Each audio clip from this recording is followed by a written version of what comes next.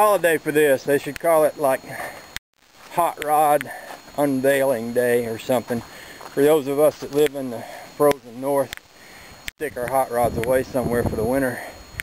There is no way I'm going to be able to drive this thing out of here. The ground is good and soaked and wet after a nice long winter. But you know, you may remember I borrowed the carburetor off this one last winter to crank the Cadillac motor on the rat rod. So I figured I'd go ahead and put the carburetor back on here, charge the battery up, have her ready to go. When we have 2 or 3 days of sunshine and it dries the ground out good, I ought to be able to drive her out of here. But you know, it's just really nice to hear her run. You reach a point after a long winter where you just want to hear the old girl run, just to kind of reassure yourself that you're going to be able to have a little hot rod fun again this year. So that's what I'm going to do next, charge the battery. I've got a one of those battery post killer switches that you can use at the car show so some kid doesn't get in there and crank it up and try to drive it away. I'll install that, put the carburetor back on it, fire it up, and then we'll listen to the music together. I feel like I'm digging a mummy up out of the tomb or something like that. She doesn't look too bad. I had a big piece of plastic laid over it all so that I didn't get any water down in there. And she looks right okay with me.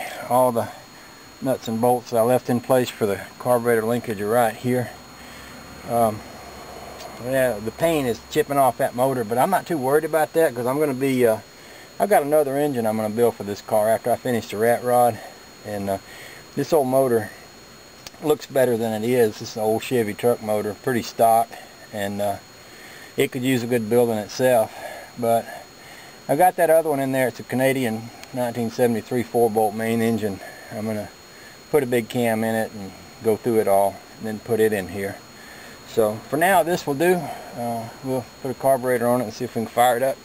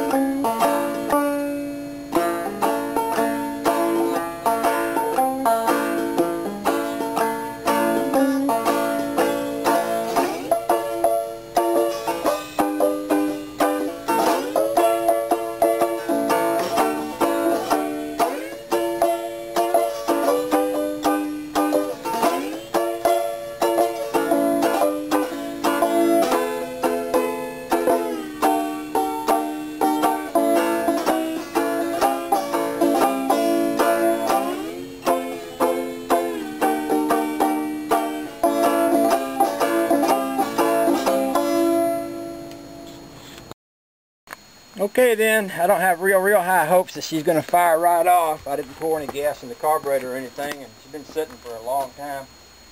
But you know, we'll try it. See what happens.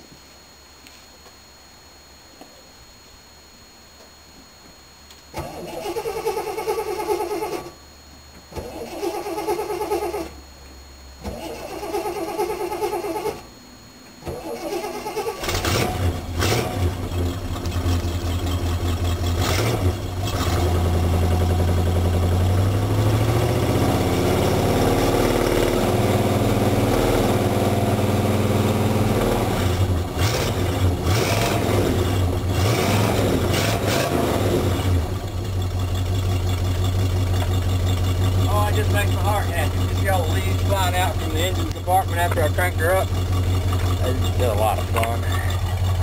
Okay, she's dirty as all get out, but she's running, and I have no reason to believe she won't be just great for the summer.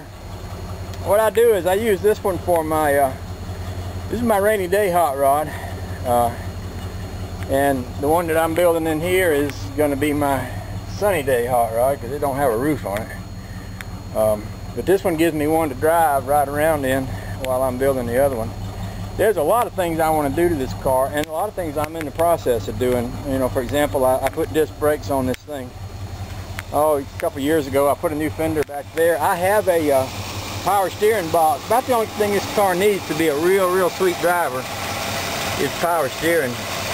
And I've got a power steering box that is supposed to work. And I was talking to a friend of mine this morning. He's going to get me a Chevy power steering pump. I'm going to try to mate it all together and make it work.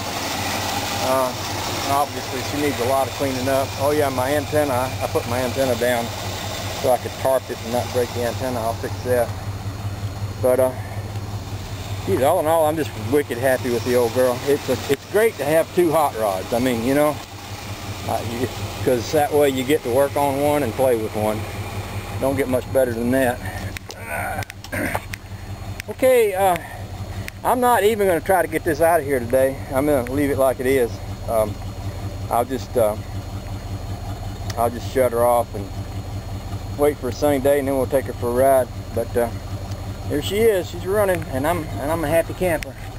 Looks like a good coat of wax. Wouldn't hurt this girl a bit. She's wicked nasty. I just love to see those pipes rumble. Woo-hoo.